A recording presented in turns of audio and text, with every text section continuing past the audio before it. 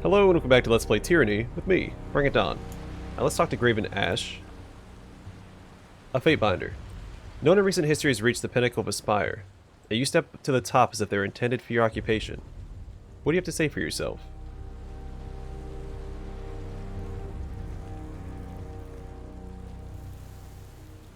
They offer certain strategic advantages, so you only regard them as tactical bastions. Perhaps that is the best. Whatever power raises the spires and holds them aloft, better that you do not let it preoccupy your efforts. What is it you require? Tell me about yourself. I'm a family man. I've always believed that culture has grown from a family legacy and respect for the past. I've sired 4 children in my long life: Ashelrin, Priam, Amelia, and Brennix. I'm a general to my soldiers, but a father as well. They have my confidence, my love, and my trust. There's nothing more to give. My days on Tirana span many more than any human lifetime, and on this journey I've learned much. It must be said that I have also grown stubborn. I believe that matters must be handled a particular way, and see no reason to waver in those beliefs, as they are the product of my experience. Tell me about Ashelrin. My first and proudest accomplishment. What strengths she had. During the conquest of the Northern Empire, she was slain by Blood Echo, the madman who once had laid claim to the title of Archon of War. I later cut his head from his shoulders with Ashelrin's broken sword. He continued to scream for minutes after the deed was done. I miss her to this day. Would that she had lived long enough to bring a family of her own into this world. Imagine me, a grandfather. Who is Priam? My son, born to the life I enjoyed before I was an Archon. He fell to a wasting illness caused by Pox, the Archon of Ruin. Disease was but one of many weapons wielded during the conquest of the North. Were he still alive, he would have sat at my right hand, for he was wise in counsel and strategy beyond his years, perhaps even beyond mine. Tell me of Amelia. She has her father's stubborn persistence. She is an excellent fighter, though more brazen and eager to test herself on the field of battle. I have objected to this disposition in the past, but it seems as integral to her being as the very breath she draws. Amelia. She has been missing from the Legion since the fighting escalated in Stalwart. After her advanced detachment made their way into the depths of enemy territory, we lost contact. I fear for her, Fatebinder. I fear for her daily, and not knowing has turned this war into a nightmare. Brennix? My youngest and most beloved. He was joyful and loving, a soldier, like his father, and fiercely devoted to his countrymen. He told the most horrid jokes. He was taken captive at Vendrian's Well, and later died. I could feel his life at the moment it was extinguished. The circumstances were unusual, none of the quick violence brought about by blade or hammer. He died by some force I cannot understand. I will not speak of this further. Ashe sighs. Let me ask you something else. Go on then. Speaking of family in the midst of war can feel wrong. I wish we were back in the North together. I want to know more about the Disfavored. We're more than a mere army. I assure that the Disfavored Legion represent everything we hold dear in the North. A rigid discipline, training to perfection, respect for law, and the importance of family. As conquerors, it is our duty to teach the savage lands not just how to live up to the values the Empire sets, but how to live for them. What is the Legion's history? As Kyros conquered the North under a single banner, there were those of us who resisted the call to unification. I was a young warlord at the time, petulant and inflated by pride. I rallied the sons and daughters of the North to stand against Kyros. Our offensive was valiant. We planted our shield wall between the armies of Kyros and our homeland, declaring that no tyrants would dare cross us. You actually stood against the Overlord. Unbelievable as it may seem in retrospect, that is so. At the time I thought it the only available option. Bending the knee to a foreign power was not a prospect I could audience easily. Our name suggests the army has a blemished history, but our uprising in defense of the North is a source of pride. Would that I could have stood in your shield wall, General. You're there in essence, my champion. The bloodline of Barraconan reaches into the deepest annals of northern lore, or else you're not counting yourself among my beloved soldiers. Ashe inclines his head toward Barrick with reverence. We held our ground for a time, drawing the attention of others who would add their strength to ours. Every victory was discussed and celebrated by other warring factions that refused to submit. As you've witnessed, none can stand against Kyros. Eventually my legion shattered against the relentless onslaught of Archons and soldiers. They brought me in chains before Tunon. He told me the enemies of Kyros would all be put to the sword, unless I took one opportunity to surrender and join the fold. Yeah, such an indignity for an honored warlord to suffer. Perhaps, but it was no less than I deserved at the time. I was overproud of my accomplishments, and nothing but the Overlord's censure and a threat of execution could stem my egoism. Out of loyalty and love for my countrymen, I swallowed my pride and bent the knee, offering my sword and my life to the Empire. My armies granted the rights of Kyros' peace, and we lived on as servants of the Overlord. Since we had transgressed and rebelled against the offering of Kyros' protection, my elite legion was stripped of their decorated name and dubbed as favored, a mocking reminder of our past crimes. Even if we stand above all others in the ways of war, we struggle to earn back Kyros' favor. Every soldier in my legion is descended from those who stood with me during the rebellion. I keep them close to me because they were the finest northern stock, and their continued lineage is a reminder of Kyros' mercy. That goes for you as well, child of the North. By unwavering loyalty and respect for our heritage, you are beloved in my eyes. He nods at Barrick. Disgusting. Hope you don't expect me to listen to this sentimental drivel much longer.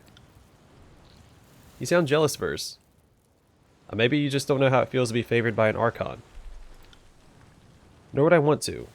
The voice of Nerat takes an interest in you. That's one step closer to having your skin flayed and sewn into his tent. Tell me of the units. Most of the Legion is made up of stone shields. They are the bricks in our shield wall. The Ironwalkers are the trained and efficient killers who branch out from behind the phalanx to fight among the enemy ranks. Like Crescent Runners are the fleet-footed light infantry who bait the enemy into premature attack. The Oathbound are specialized scouts and advanced infantry. Then there are the Iron Guard, tempered in the forge of war, armored to survive any blow, and commanders of surpassing skill. The only other units are my Earthshakers, the former mages of Cairn, who command avalanches and harness nature's fury to our ends. You regard the Southerners with great severity. The South has squatted in willful ignorance of Kyros' superiority for so long that they don't deserve my respect. As the rest of the Empire coalesced into a united, shared culture, the Tiersmen prided themselves as distinct. We looked on them from afar with nothing but scorn. All that I see in the Tiers confirms my bias. There's lawlessness, neglect, corruption, infighting. Everything the vaunted North has disposed of through superior breeding and culture.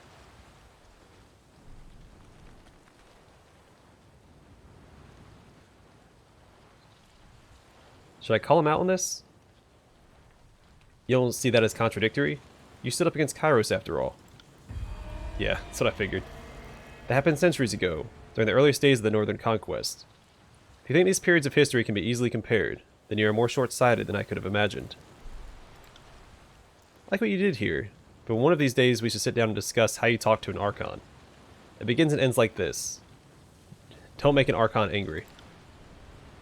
I stood against a presumptive overlord to defend a way of life that no longer exists. The South can afford no such illusions. Kyros has dominated every corner of Tyrannus, and claiming these lands by might is already accomplished in all but name. The realms of the South are willfully ignorant of their place in the world, and will neither celebrate or flatter it with terms like independence or rebellion. With full knowledge of the consequences, the former lords of the South endangered the lives of their people. This cannot be tolerated.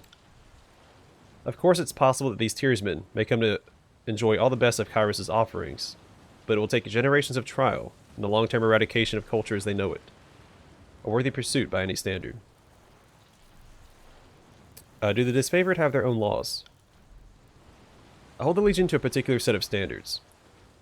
We don't have laws as you would know them under Tunon's teachings, but every soldier in the Legion is aware of my expectations. The first, honor the Legion in thought and deed. I cannot allow atrocity or heinous crime to drag my respectable Northern men into shame, or Northmen into shame. I expect my soldiers to follow Kyros' mandates and conduct themselves respectably. The second, honor all oaths with your life. This respects the vows made to me as an Archon and Kyros' overlord. There can be no formal marriage for the disfavored ranks. This to prevent any obligations higher than the military. My soldiers can pair up and sire offspring as they wish. The North needs daughters and sons. I would not force my countrymen to choose between family and loyalty. And last, honor your shield and weapon. The maintenance and care of arms and armor are critical to a soldier's success on the field. Of course, there are rare exceptions. How do you fare under that shell of iron, son of Barraconan? The Archon regards Barrack with interest. Well enough, General. I know I'm not in top form, but I'm able to execute my duties with distinction. As you say. As you say. Let's talk about something else.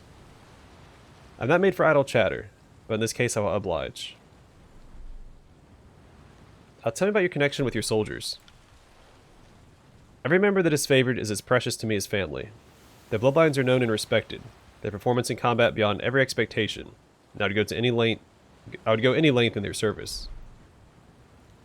They call me General or Archon, yet I consider myself a servant and guardian of these excellent women and men. But I suspect that isn't what you intended to hear, There's a deeper connection still. But to appreciate it, you must understand our history, my rebellion, and my rise to power. I've already read that. I want to ask you about your rebellion against Kyros. You're right to be curious about our history, but it concerns me that you would speak of rebellion. The battles of the past are centuries cold and hard as iron. Yet the uprisings of the past might inform our present efforts. They might at that. None of the squalling tearsmen hold a candle to my efforts, but I would rather you march forth understanding your enemy than not. So you want to hear how I decimated the armies of Kyros, built my legion around northern values, and achieved a measure of power. It's true that I accomplished much as a northern warlord, but my life began in earnest under the overlord's tutelage. Who did you defeat during your rebellion? I defeated Blood Echo, the Archon of War at the time, by leading him into a trap. He must have been so consumed by the fury of the hunt that he overlooked a bit of hasty misdirection. Ashe chuckles and shakes his head. Even the execution of that foe was nothing compared to the victory I'd win later. Also defeated the Voice of Nerat. The general beams with pride. Strange to imagine that happening so many years ago, and here we are again. My legion nearly destroyed the Scarlet Course. Humiliated them, in fact. I suspect the Archon of Secrets is still licking his wounded pride. I wonder if he would remember the conflict differently, or at all for that matter. The Voices has a long memory, but a short attention span. His soldiers are as disposable and unloved as anything can be. The Voices holds his pride and satisfaction in high regard. He's crafty enough that nothing can wound him deeply, but I seem to have earned the distinction. Jeez. What was it like to assume the Archon of War's mantle? Well, at first I was unaware that I had assumed any power beyond my normal authority. It might seem obvious now, but war tends to confuse such things. I had no desire whatsoever to claim or accept such a responsibility under Kyros. It took years for me to fully come to terms with my own surrender and subjugation. But if I was meant for any title in the honored hierarchy of Archons, war seemed an appropriate one for me.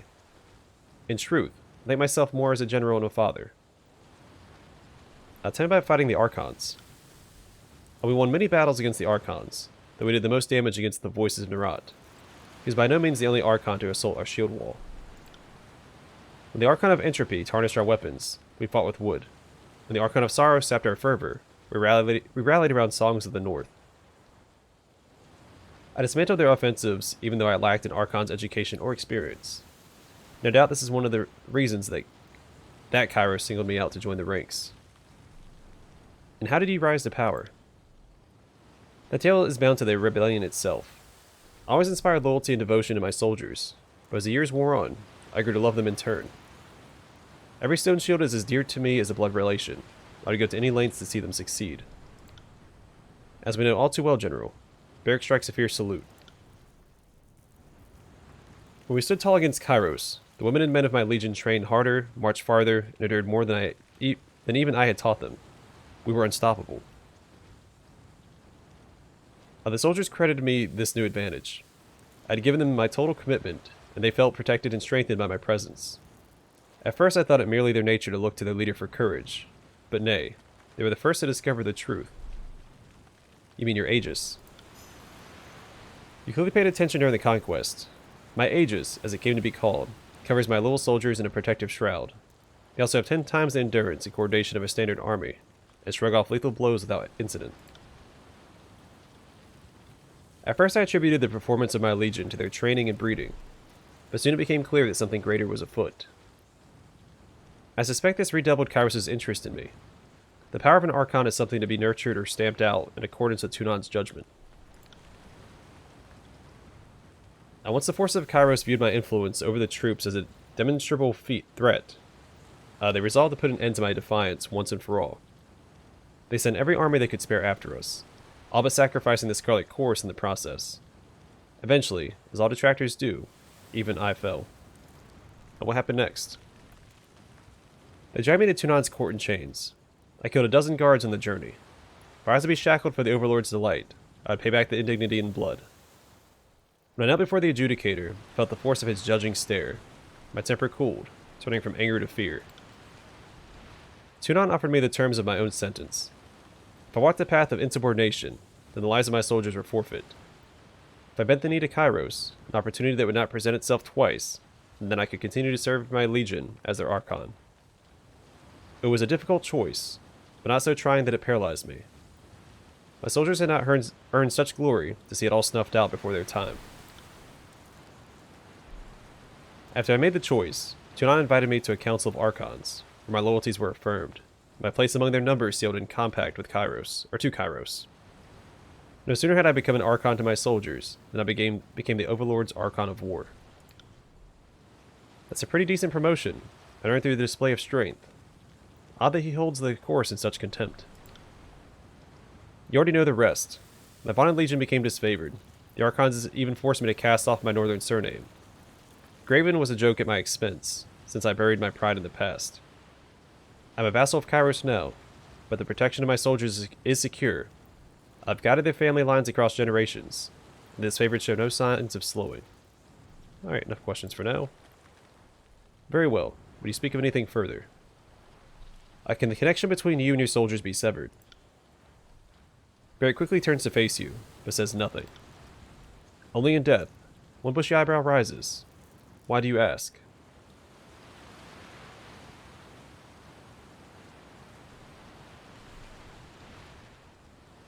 So you can't rescind it, say, in the case of a traitor.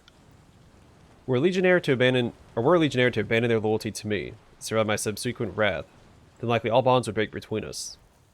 The limits of my abilities, however, are not so cleanly defined as an Earthshaker's sigils. We learn that your protection keeps Barrick trapped in his armor. It is in your power to grant him his freedom. Fatebinder. The Archon grimaces. Barrick is as a son to me, and he swore me his oath years ago. Our bond is forged in iron and blood. I consider this matter closed, Fatebinder. Speak no more of it. Okay. Do you ever wish you had remained defiant to Kyros? What? What is that? Fatebinder. I hope I didn't just hear you utter those words. Ashe narrows his eyes. You're walking a fine line asking the Archon these sorts of questions, Fatebinder. I would take care with how you address the General in the future.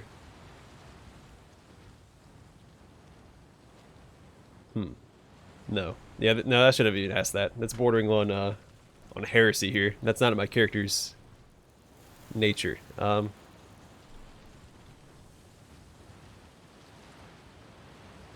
Second thought, let's change the subject, the topic. Yes, I think that would be best. We have a realm to conquer in the name of Kyros. What's our next move? Glory to the Overlord. He shouts, and the breastplates of the surrounding disfavored rattle with their salutes. With the voice of Nerat's betrayal of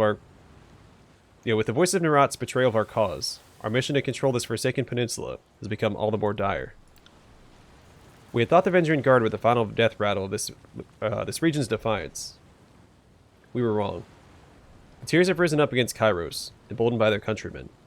While the disfavored labor to maintain order, that serpent, the voice of Nerat, grows his army of lunatics and sellswords, preparing to lash out when we least suspect it. I can only imagine that the voices is driving his gangs mad with plots to storm this fortress. There can be no peace while the voices of Nerat lives, no order while the Scarlet Chorus rampage across these lands. The elimination of chaos must be our first priority. Then we'll have our time to govern the tiers as Kyros intended. Can I depend upon your support against this scourge? What do you have me do? Our position of authority in the Blade Grave is far from secure. We need to establish ourselves in the region in order to cultivate our strength for the battle to come. As soon as I am confident in our chances, we'll depart this realm and wipe the course threat from the face of Tyrannis. The Unbroken, former daughters and sons of Stalwart, vex our efforts to secure this region. The Edict of Storm offers them cover. They slip past our patrols in the light of day, hiding their movements behind clouds of dust and debris. Kyros casts his blight on the country to set an example, not to plague those of us loyal to the north. You must travel to Sentinel Stand and seek out Stratus Herodin. He is the last of the old Stalwart bloodline who calls themselves Regents. Put him to the sword, and this edict once and for all.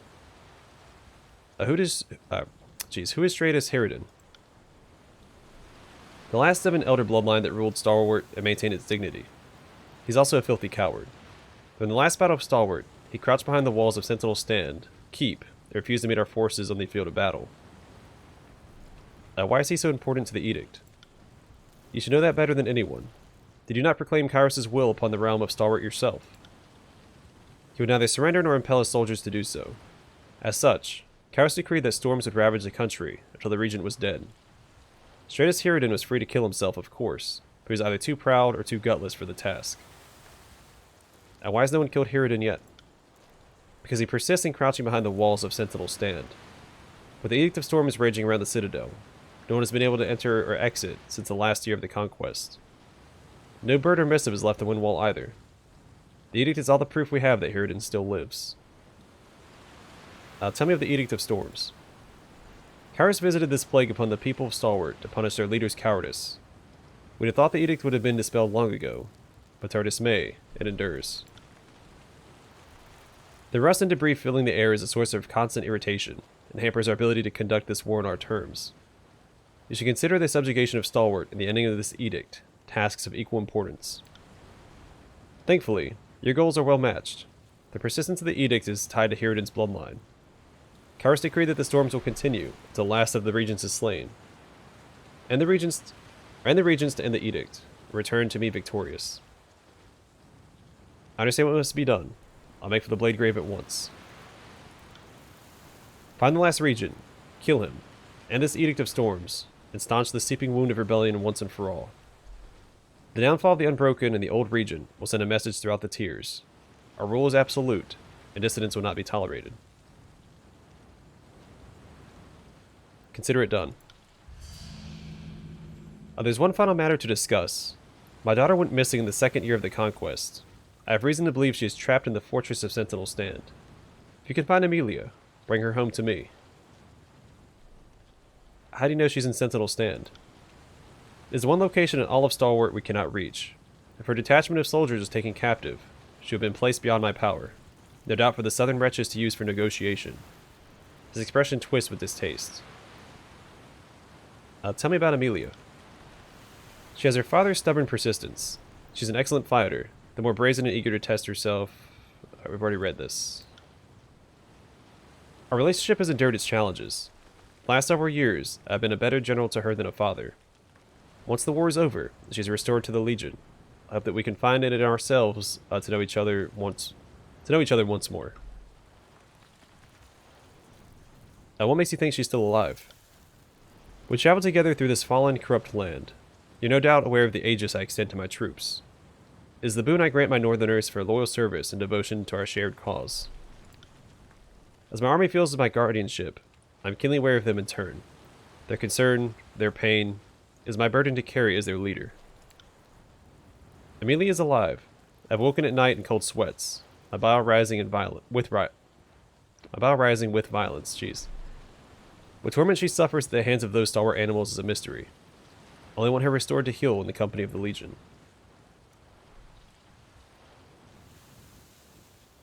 If I find her, I'll ensure her safe return. That's all I ask. Amelia is but one soldier, yet if I had the forces to dispatch, I'd make her retreat my highest priority. She is a commander of the highest renown, and a paragon of northern values. Fatebinder, offer you my support on this mission.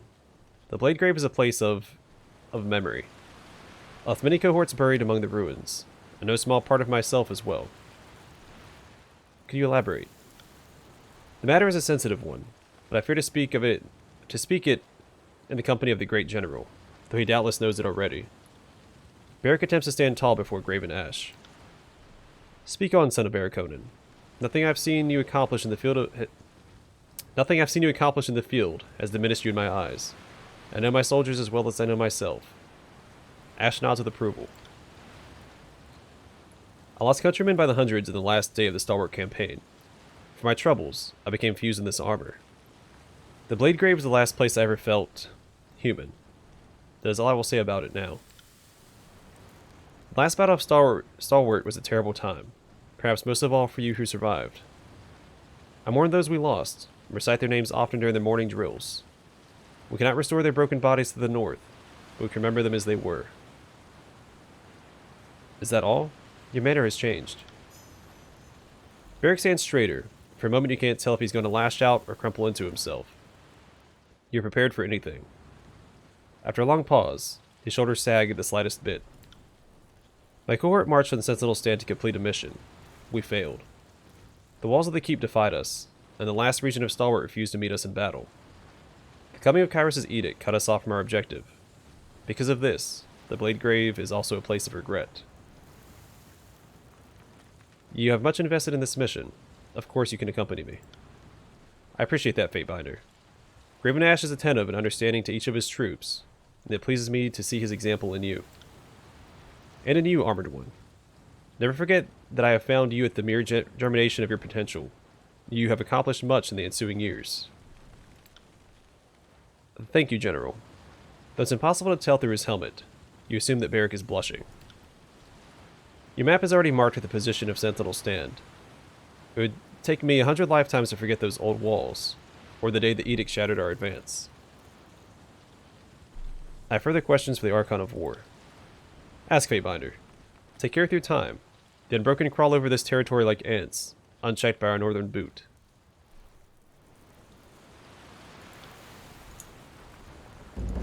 Alright, there's a lot to read.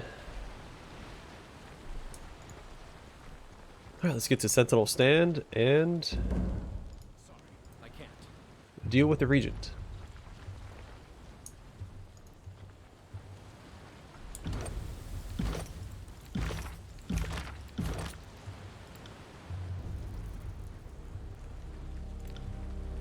That's not bad.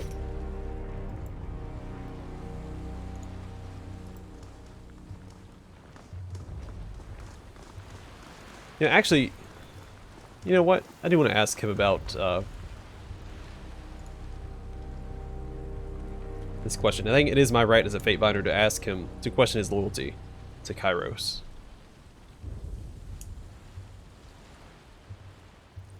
At first, I was like, no, this is... I was putting the blame on myself for asking the question, but I think it is in my authority as an adjudicator of the law to ensure that he is loyal to Kyros.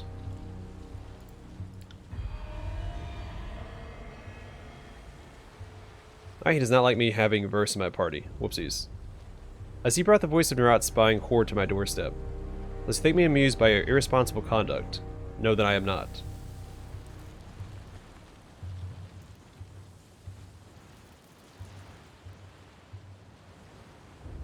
Yeah, Verse is a useful ally. I need her on my side. At least until we get tired of each other. Don't worry, old man. I'm not going to drive a blade into your spine. Not while you're wearing breastplate as thick as the old walls, anyway. Graven Ashe glares at Verse, returns his severe expression back to you. His mouth is set to a disapproving line, and he seems on the brink of saying more, but waves off the matter. After what transpired at Vendrian's Well, that his favored must hold fast to our allies. You're here because of your support at the siege, but I don't mistake your confidence for devotion. The Scarlet's Chorus would not have you. Yet Tunon is my master, and he stands above your petty squabbles. If he stood above them, then he could see well enough how the voice of Nerat has conspired against our forces since the beginning. No, for all his claims of objectivity, I have my suspicions that your adjudicator is as compromised by this war as any of us. What does he require? Yeah, I asked you a question, General. As Tunon's Fatebinder, I deserve an answer. You go too far questioning the General like this. Don't say you weren't warned. You deserve nothing. Think just because the adjudicator gives you a measure of authority, that I'm obligated to disclose my thoughts to the likes of a legal clerk. I'm not as giving as Tunon. My trust is earned. Your impertinence in thinking you're warranted anything sours my estimate I had of your worth. I've never second-guessed my decision. Had I remained defiant, my beloved Northerners would have faced execution, and by my own hand I would have followed them to the grave.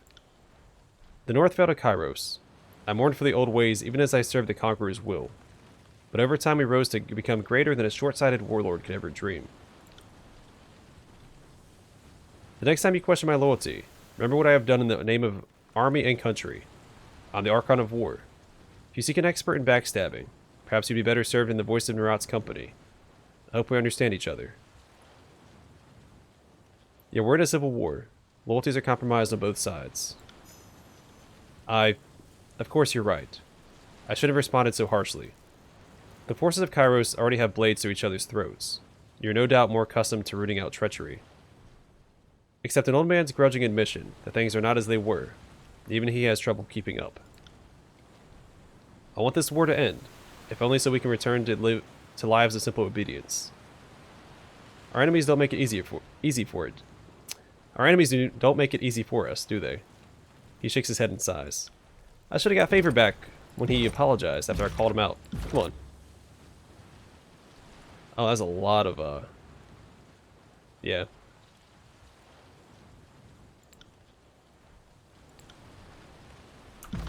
That was a lot of wrath for that question. Right. I should have lost him at that, I think, when he apologized, right? Because he cooled down, he apologized. Sorry, I can't. Because I explained why I questioned it. And he's like, oh, okay, yeah, that makes sense. I'm sorry. I can't. But, come on. Oh, well. Hopefully that doesn't come back to bite me in the butt. I still have more loyalty than wrath, so I think we're okay. I hope we're okay.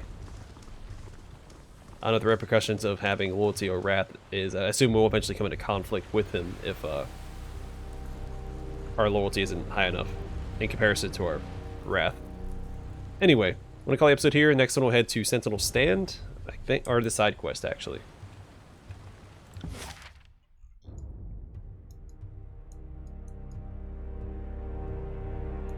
Where's it at? It's all the way over in Haven. Yeah, so I'll probably do this next before we go to Sentinel Stand. And deal with that side quest, and then come back, turn that in, then go to Sentinel Stand. It's one thing at a time. Either way, thanks for watching. I'll see you guys in the next episode.